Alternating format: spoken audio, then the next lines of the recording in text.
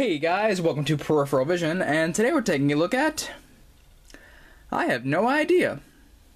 You see, every once in a while, I will find a controller, more specifically a third-party controller, that I cannot identify what it's called. Now, I can identify what it is. This is obviously a third-party NES controller. You can tell that from the connector, as well as, obviously, the design is very similar to an actual NES controller, with a few notable differences. But other than that, I cannot tell you what its name is. Usually these things have a name like the Advantage or the Maverick or some specific thing they can put on the box to differentiate it from other third-party or even first-party controllers. And this doesn't have that. You can see, look on the face, there's nothing really showing you a company or a name or a model number. Look on the back. It is absolutely blank, nothing noteworthy here.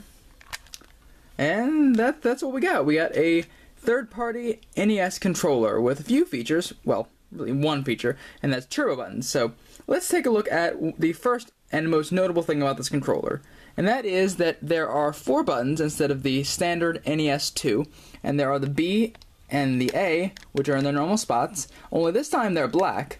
The turbo buttons are actually the standard NES red, and they are above them.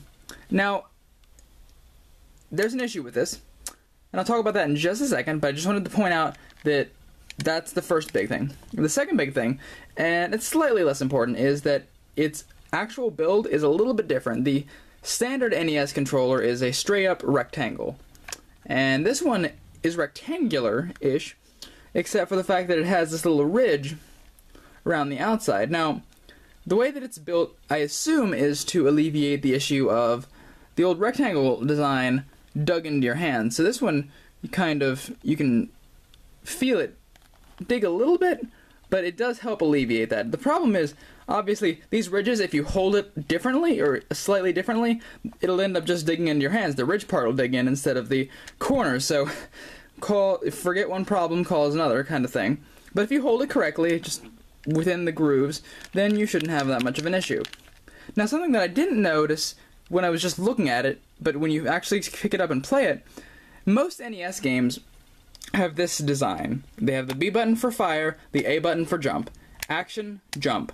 And usually the B button is for run, so you hold it down, or the B button is just a fire button. So for the turbo games, most of them are run and gun games like Mega Man or Contra.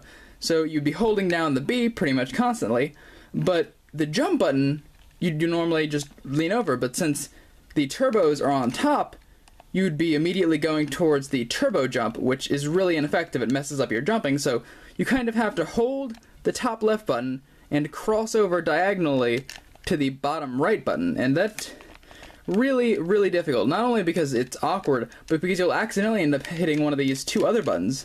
So, poor design choice. Usually, these third-party jobs have a switch or a toggle, and that's the reason for that. If you clutter it up with extra buttons that are specifically turbo buttons, it ends up making it confusing. Now, I believe the NES Max had something akin to that, but its design helped it out a little bit more. With this standard rectangle design, does not do it any favors. So, overall, because this is honestly so similar to a regular NES controller, I don't see the point in picking this up. The quality is generally good, and the turbo works fine, and the grooves do help prevent the pushing into your skin thing as long as you hold it correctly, but you can find a million other controllers that do the jobs that this one does better.